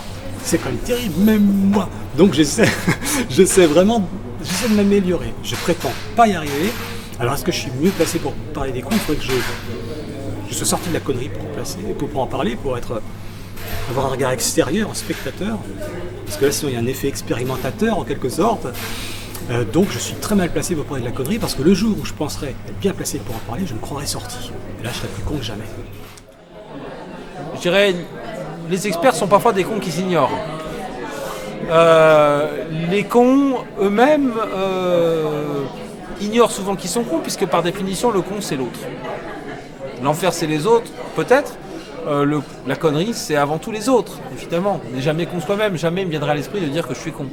On attend le grand congrès des cons, qui enfin pourrait nous dire quel est leur programme, et pourquoi ils sont là et nous font tant de mal tout au long de l'année. Je pense que ce sont les experts. Les experts sont redoutables de conneries. Alors il faut les écouter, s'en apercevoir déjà. Et parmi les experts, il y a les prévisionnistes. Quand les cheveux des femmes gonflent, les régimes tombent. Avant chaque révolution dans un pays, les femmes ont les têtes qui gonflent. Quand les femmes ont les cheveux lisses, tout va bien. Les régimes sont stables. L'économie française, dans 3 mois, va être comme ça, etc. On va passer à une autre ère, etc. Tout ça est un tas de conneries. C'est très intéressant parce que la connerie nourrit, crée des emplois énormes et des discours. Et la prévision de l'avenir, ce qui est le plus difficile, effectivement, c'est de prédire l'imprédictible. Mais ça ne décourage personne. Déjà, ceux qui sont légitimes, ça commence par moi. Je pense qu'il faudrait écouter mes recommandations. Et ensuite, les cons eux-mêmes sont bien pour les étudier, mais moins pour les entendre en tant qu'experts sur le sujet. Imaginez que l'on envoie une lumière très puissante vers le corps. Des ultraviolets ou juste une lumière forte, par exemple. Il faudrait faire entrer la lumière dans le corps via la peau. À mon avis, il n'y a pas vraiment d'expert de la connerie, parce qu'un expert peut être extrêmement con. D'ailleurs, l'expertise est une forme de connerie. Parce que l'expertise est une chose étroite. La seule manière de se prémunir de la connerie, c'est d'ouvrir le compas à 180 degrés. Donc l'expert, à mon avis, fait partie de la connerie. Donc on ne peut pas s'en prémunir. Est-ce que le con est mieux approprié pour nous parler de la connerie? Certainement pas, parce que le propre du con, c'est de ne pas savoir qu'il est con. Et c'est en cela qu'il est con.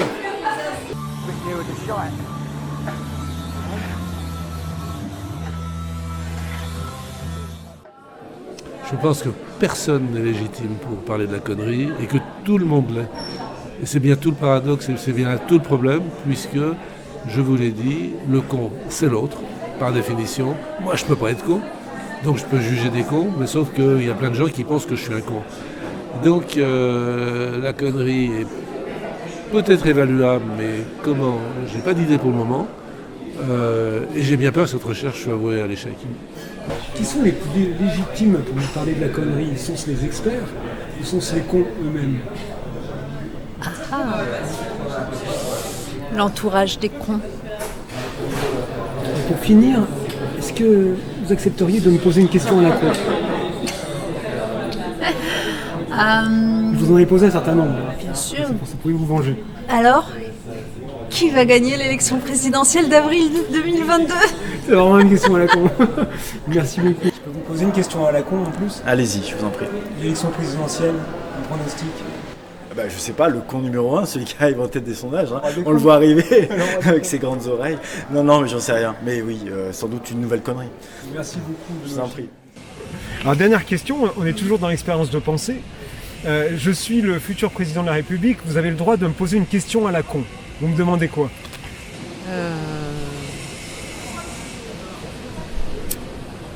Une question à la con. Ah là là, c'est difficile. Ouais. Vous êtes sûr que vous n'êtes pas trop vieux? Vous avez quel âge? Une question à la con au futur président. Ah mon cher, vous êtes président de la République, quelle est la première mesure que vous allez prendre? Est-ce que vous êtes candidat à votre réélection? Est-ce que vous seriez prêt à jouer votre place au loto? Est-ce que vous pourrez tous avoir le même collier? Vous n'êtes donc pas vegan? Est-ce que vous voulez vraiment vous en sortir?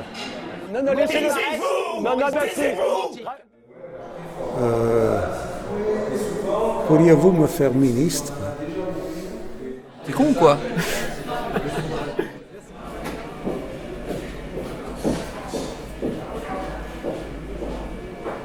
On demande généralement aux gens ce qu'ils feraient s'ils étaient président de la République en supposant que le président de la République est tout puissant. Or, il n'est qu'une marionnette. Donc, ce que j'ai envie de demander au président de la République, c'est a-t-il l'intention de couper les fils? Question à la con. Question. C'est pas si simple. Je ne trouve que des questions intelligentes. C'est terrible. C'est parfait. Quelle connerie.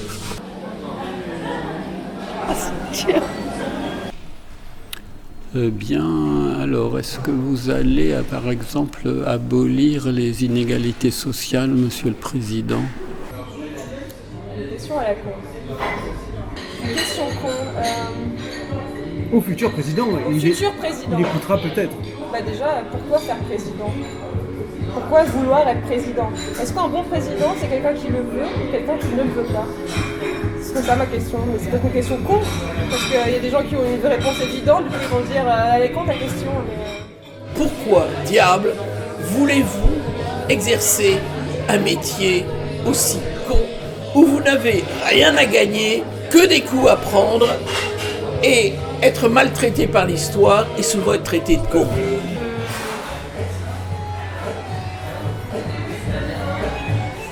Est-ce qu'ils ont bien rangé en partant, les capitalistes?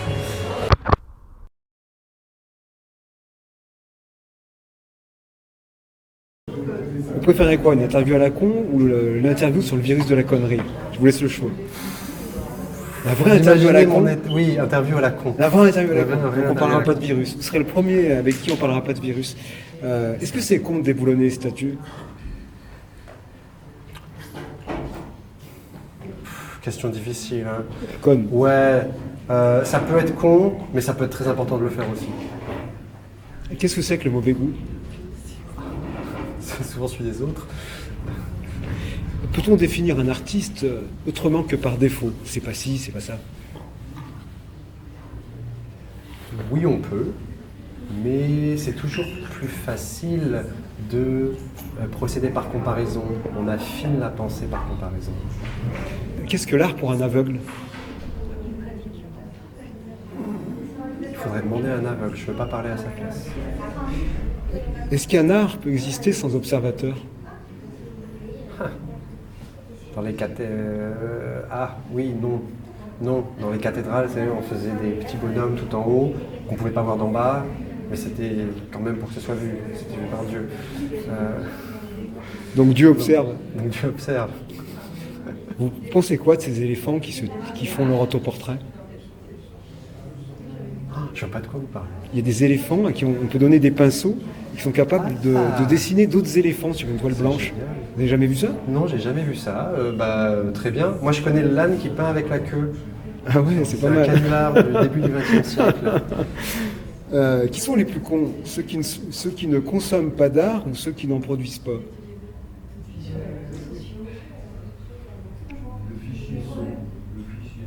Produire pas d'art, ça vous rend pas con. Et non, ne pas en consommer, ça fait pas de vous un con. Est-ce que l'art peut rendre con? Enfin, peut produire activement de la connerie? Ah oui, parce que alors là, le monde de l'art contemporain est plein de gens très snobs, qui n'y connaissent rien, et qui adorent citer un tel qu'ils ont vu à droite à gauche, etc. Donc oui, ça peut rendre très con, et ça rend très con en fait. Si je vous dis idiocratie, vous me répondez quoi?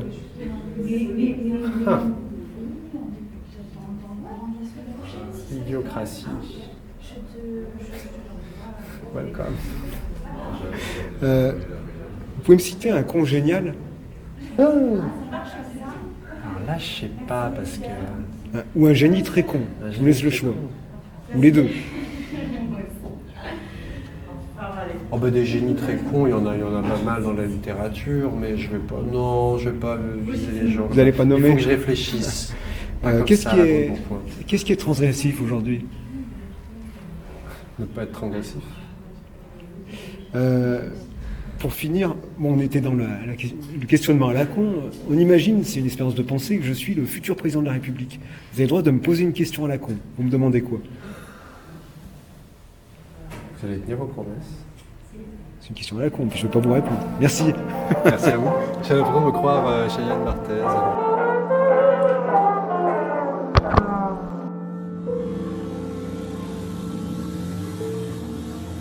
Vous êtes américaine, est-ce que vous pensez qu'il y a plus de cons en France ou plus de cons en Amérique?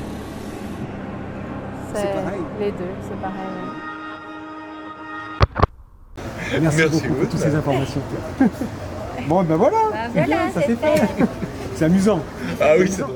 Merci Bon, j'ai hâte de voir le résultat. Qu'est-ce que les gens répondent à la dernière question? Merci beaucoup, cher docteur. Merci à vous. Je reviens sur votre plateau quand vous voulez. Ouais, génial. Merci beaucoup, cher docteur. Je vous en prie, c'est un plaisir, cher Abdel. C'est une sorte d'expérience de pataphysique, en fait. C'est de la pataphysique. Merci à vous. Merci beaucoup. C'est dur, quand même. Oui, vous avez travaillé. Je le vois, ouais. Merci. Bon, c'était amusant. C'est sérieux, j'espère. C'est très sérieux. Merci beaucoup pour cette interview. Merci beaucoup. Ah bah, c'était génial. Super, c'était très chouette. Merci.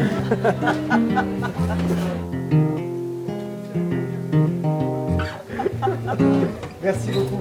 Merci. C'est amusant. Ça déstabilise, ça déstabilise bien. Hein, c'est vrai. C'est très bien. Merci professeur pour ces conseils. Merci beaucoup. C'est amusant. Hein. Ouais, c'est très amusant. Tu viens bouffer. Venez. Non, on vous a réservé de la place. I like the way you're walking, no diggity. I got to bag it up. I like the way you're walking, no diggity. I got to bag it up. I like the way you're walking, no diggity. I got to bag it up. I like the way you're walking, no diggity. So messed up, I want you here in my room. I want you here. Now we're gonna be face to face and lay right down in my favorite place. I like the way you're walking, no diggity. I got to back it up. I like the way you walking, no diggity. I got to back it up. I like the way you walking, no diggity. I got to back it up. I like the way you walking, no diggity.